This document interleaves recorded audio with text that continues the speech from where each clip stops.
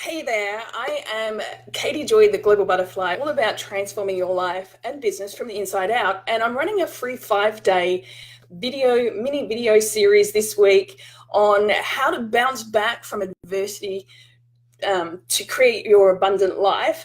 So as you pop on in, if you're coming on in live, let me know. Just give me a wave and a hello down below. And if you're watching the replay, just put down #replay, because I intend on responding to every single comment and person that has a question or acknowledge you and just really honor you for your own journey. Here's the thing.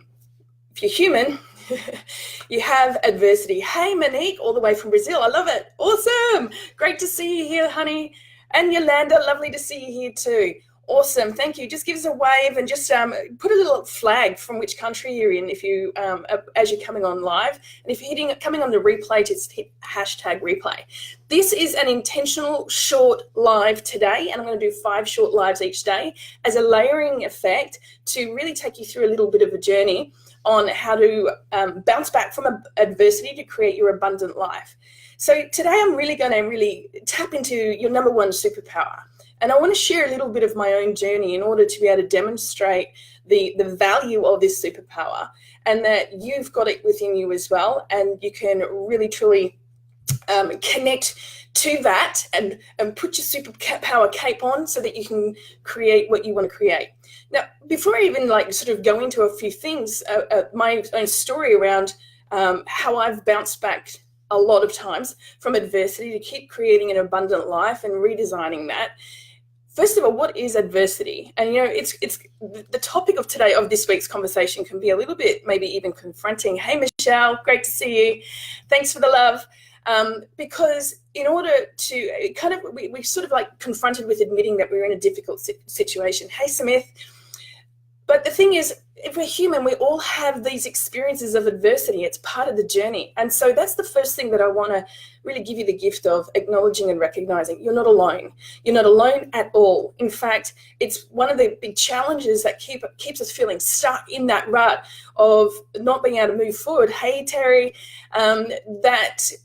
we think we're alone in the situation. We think that no one's going to get us or understand us, and also buried in with that too is a whole bunch of emotions around feeling maybe guilt or shame or disappointment or anxiety or despair. All of these feelings, I get you. I've been through so many of these, and there are times when I still feel them, but I have tools now that help me move forward through them very quickly to bounce back.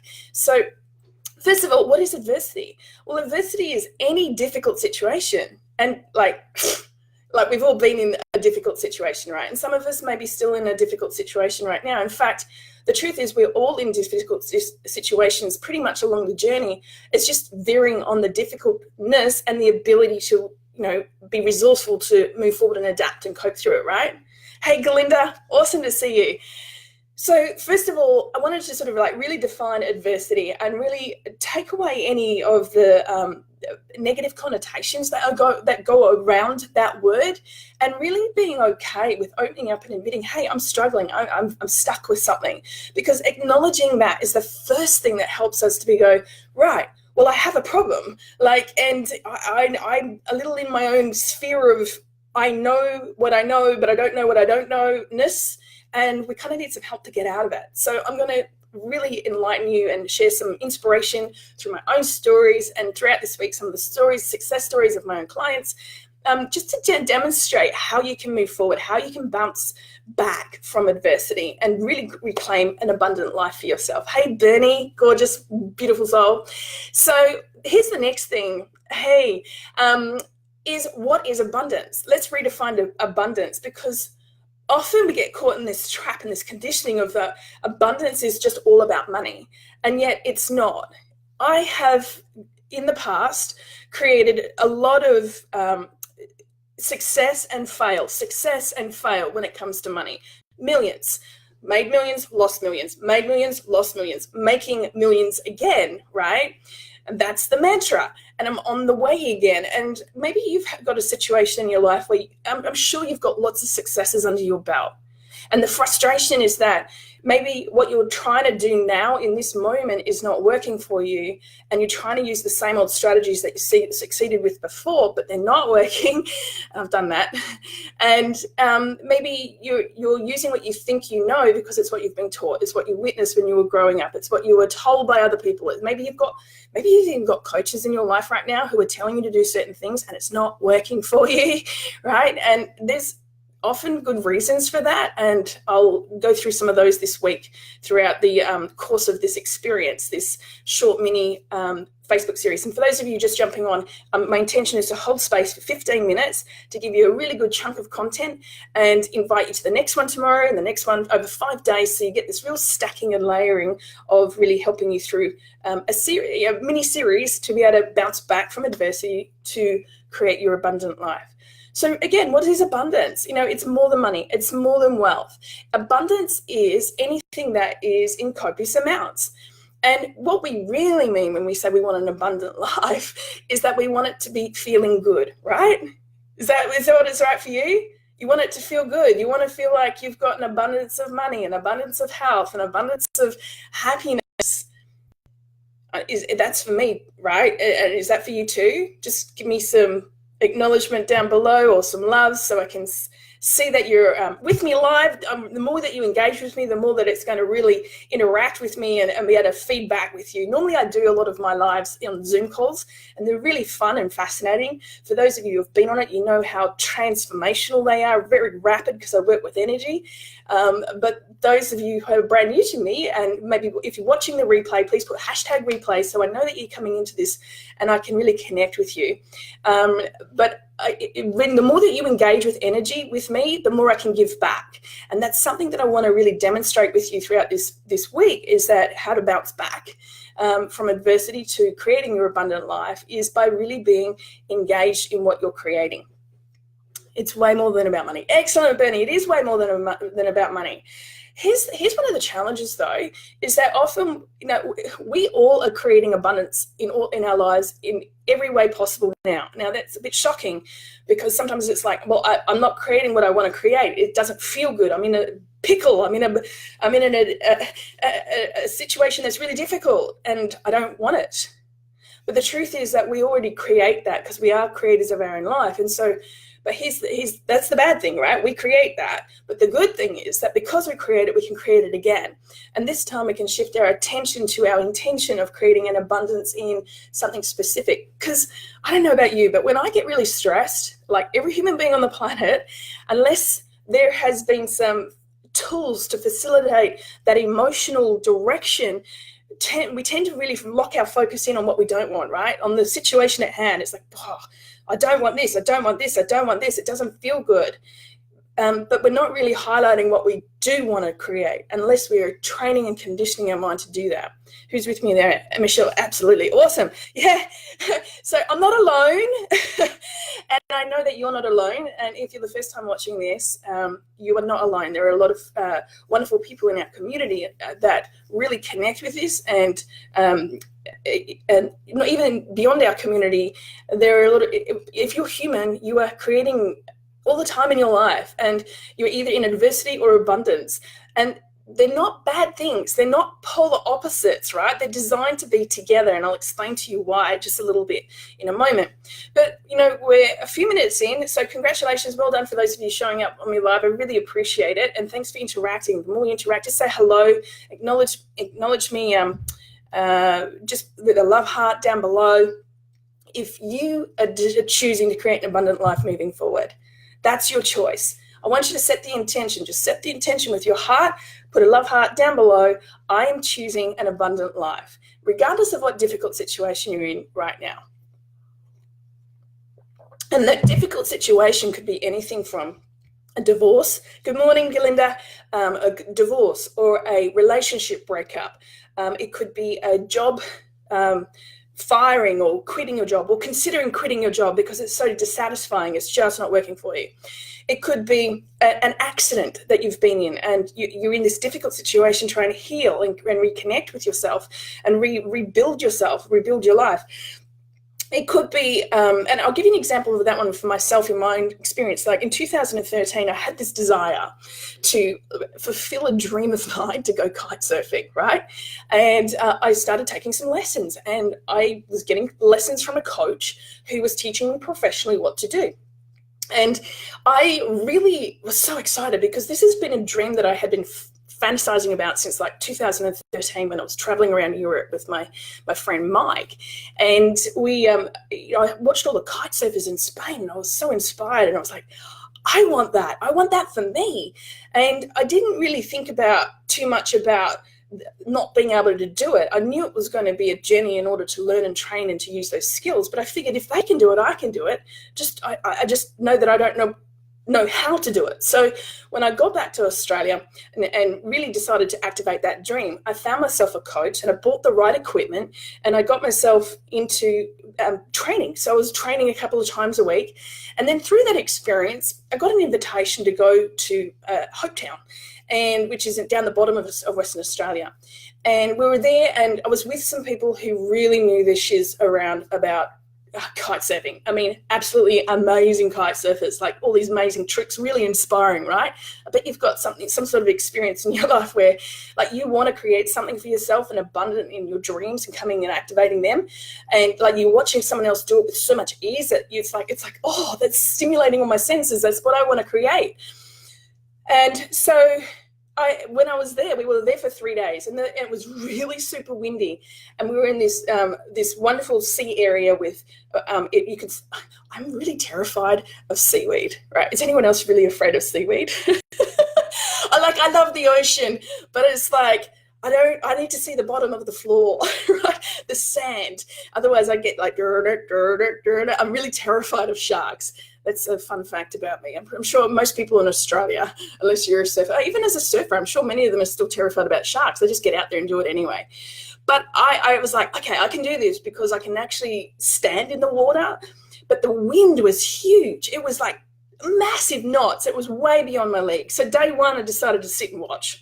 And I dream built. I was like, oh yeah, I can do it. Day two, I was like, the wind wasn't that much better. So I was like, no, I'll back off. I'll watch again, and I'll watch them doing it.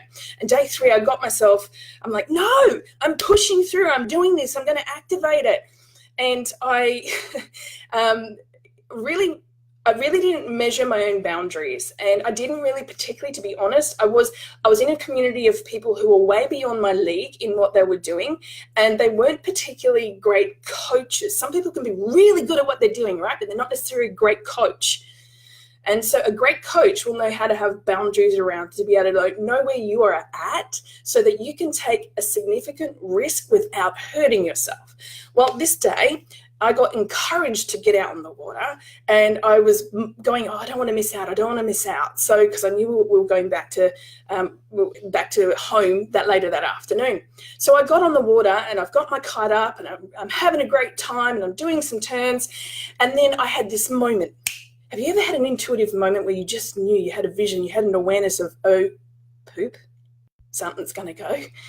Have you ever had one of those moments in your life where you just knew something was about to change very, very quickly? Let me know if you've had one of those moments. I'm sure you have. You're human, right?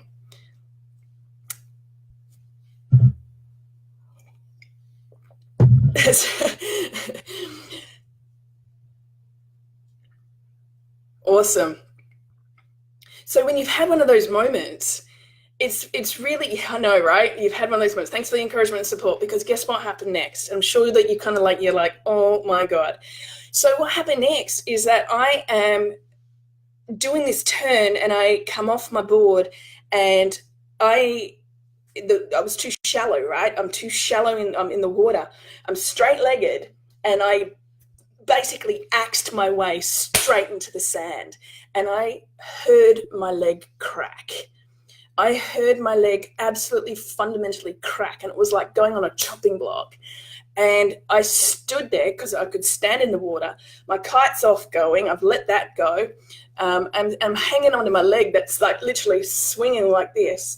And it was really lucky that one particular day, that as rare as it was, that there's someone on the beach along with our crew who had a four-wheel drive, because the only way down to this beach was down through these sand dunes, and there was no way other than helicopter to get me back up. Yeah, it was major ouch. But through that experience, like, cutting a long story short, I want to be able to let you know that on that day, it was a Wednesday, and it was the only day of the week that the doctor was in town. We got into this car. It was painful, and I was directing it. I'm an ex-paramedic, so everyone else is freaking out, and I'm like dissociating from my body, and I'm directing them what to do. I'm like, I can't walk, guys. I've broken my leg. I need your help. And the only way I could really disconnect from the pain, it was totally excruciatingly painful, but I pulled my head literally out of my body to be able to just, be responsive. That was my training as a paramedic. What next, to be able to emotionally contain myself. Hey, Denise, to make sure that I could focus on what do I need to do next, right? Even though I knew I was in a really big pickle, I needed to coordinate the chaos around me in order for me to be able to take the next best action. And so we got to the hospital. No, it wasn't even the hospital, it was the medical center. And it was the only day of the week that the doctor was in town. Thank God. As a result of that, because it was the doctor, I got enormous pain relief, which was great. It didn't really touch the surface. And then I got flown back. I got driven down to the first hospital, and then it was determined by X-ray that they'd cracked my left tibia, right down the middle. It was the most brilliant crack you could have. In fact, the surgeon at the hospital, when I finally got flown back to Perth by Royal Flying Doctor, he was like, "You have such a spectacular crack. In all of my career, I've never seen it. But we can't operate because the tibial plateau is so flush that if we go in there and disrupt it, we're actually going to make it worse." And so I was like, wow. So as a result of that, I literally had to be in a brace for 4 months. And those first few weeks, particularly in bed, were really disruptive because it was constrictive. And I ended up with deep vein thrombosis and back to hospital and priority ones with all these sorts of issues going on. And it was a really difficult period of time in my life. But it caused me to really pull in and reflect and connect with that part of myself. And I realized I tried to go for a dream of mine that I didn't have the adequate training or the adequate coach at the time. I had some coaching, but then I thought I'd go out and do it on my own, right? And then with these people who were pros at the experience, weren't necessarily great coaches in taking me to that next level and helping me bring my dream to life. And so that was one of the key lessons that I really learned about, really connecting with that. I also learned that my number one superpower throughout this whole experience was my ability to bounce, to be resilient. And what does that mean? What does it mean to be resilient and to really connect with that part of yourself that allows you to feel like you can move forward? Because I know for me, I didn't have my back against the wall. I had my butt through the wall. I was bedbound. Have you ever had a situation where you just felt like, I got nowhere to go, but I have to surrender? That's the only thing that I've got to do. Surrender to the situation and just stop trying to control the circumstances and the people. And all I can do is just learn to be able to control my emotions, control me. Have you ever had one of those experiences? Or maybe you haven't yet, and maybe this is new for you and this is the alternative way, and looking at creating a new step forward.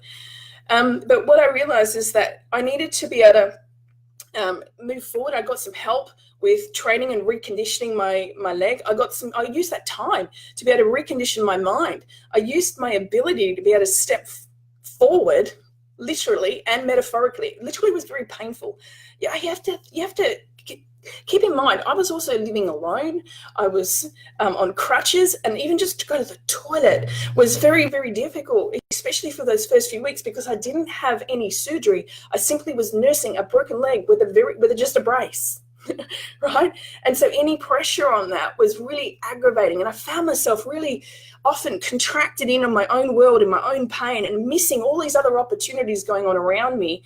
And so because I was trying to avoid not accepting where I was at in the beginning, and then I was like, I just want to hurry up and move on. I was angry, and I was all these experiences that were just holding me back. It was all this weight and this baggage emotionally that it was really difficult for me to be able to connect with what is it that I'm creating.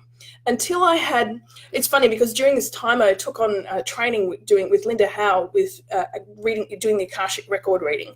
And so I used that ability to be able to tune in and look at my soul path and really connect with what is it that I'm creating, healing my body. What does my body need? And so I shifted my focus from being outward to being inward and developing that spiritual muscle and developing that connection with my source and myself. And really just developing that grit, that the ability to strengthen myself to keep moving forward. Is any of this making sense to you? Is this valuable for you? And I just wanted to, because I want to keep this short, I want to step into this next space for tomorrow. I want to just invite you to show up tomorrow, and I'm going to take you through how that resilience really steps into that space of shifting you from adversity to abundance. And I'm going to share with you 5 reasons why failure is important tomorrow. So show up on that live. If this has been great value, make sure that you drop down below. What I love doing, because it's measurable, is like on a scale of 0 to 10, how valuable was this for you, and why? Just let me know. Abhishek, I apologize if I have mispronounced your name. I really apologize, but thank you for showing up. If you are watching this on the replay, put #replay, and just what I want to invite you. What is your big dream that is so big you need some strategies, you need some coaching and maybe some community to support you through that. And I'm going to give some live coaching throughout this week on this quick live, just very briefly. But if you've got a big dream, drop it down below. Tell me what it is. It might be kite surfing. It might be creating your own business online. It might be traveling the world. That's something that I've done for a lot, and I can share more with that later with my inside circles. But there's whatever your dream is. Michelle says it's a wake-up call. Yeah. And, what's really interesting is I wasn't sure what story I was going to share today. I just set the intention. What is the thing that you need to hear? So if you heard my story today about the kite surfing, what did you get value out of that? What clicked for you? What was an aha for you, a little breakthrough for you on that one, and how, relevant for you in your life? Drop it down below, and I look forward to continuing the conversation. And I will see you on tomorrow's call. I'm going to share the 5 reasons why failure is important. Have an amazing day. Love, light, and manifesting magic, and I'll see you on tomorrow's live.